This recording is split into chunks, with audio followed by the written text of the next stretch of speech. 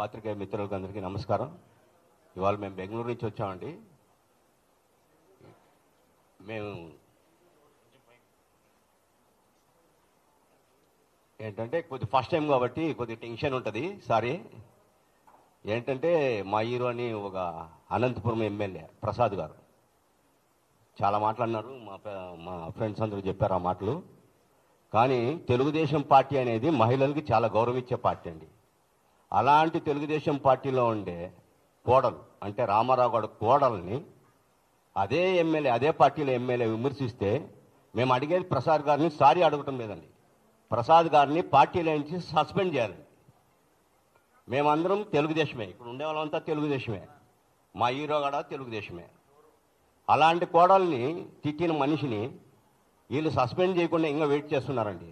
మేము చంద్రబాబు నాయుడు గారికి కానీ మన హోమ్ మినిస్టర్ అనిత గారికి రిక్వెస్ట్ చేయటం ఏంటంటే మహిళలకు గౌరవించే పార్టీలో అదే ఇంటి కోడలకి అవమానం జరిగినప్పుడు ఇంకా ఎందుకు వెయిట్ చేస్తున్నారో మాకు అర్థం కాలేదు. దయచేసి దీని గురించి పెద్దలు వాళ్ళని ఇమ్మీడియట్గా సస్పెండ్ చేయాలి.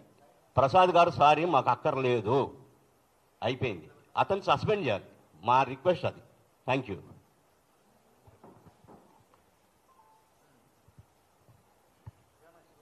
నమస్కారం అండి.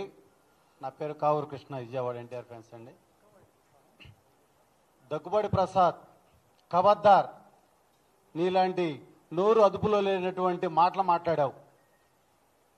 నందమూరి శాలిని అమ్మగారి మీద నువ్వు మాట్లాడిన సభ్య సమాజం చేదరించుకునే విధంగా చాలా వికృతంగా మాట్లాడావు.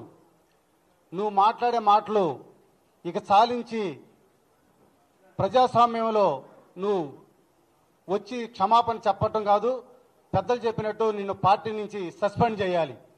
చాలామంది అంటుంటారండి కర్ర ఇరగలేదు పాము చావలేదని. ఇప్పుడు కర్ర మీ చేతిలోనే ఉంది, పాము మీ చేతిలోనే ఉంది. ఎక్కడ ఇరగొడతారో ఎక్కడ చావగొడతారో చూద్దాం. అది కూడా గతంలో ఇవన్నీ విన్నాం. మరి ఇప్పుడు వారం రోజుల నుంచి ఇదే జరుగుతుంది. మరి మీరు ఇరగొడతారా చావగొడతారా? ఇది కనుక జరగకపోతే కనుక త్వరలో ఏమవుతుందో మీరంతా చూస్తారు. ఇక నుంచి ఎన్టీఆర్ యువ సైన్యం త్వరలోనే మీ ముందుకు రాబోతుంది ప్రజాస్వామ్యంలోకి. జై హింద్, జై ఎన్టీఆర్.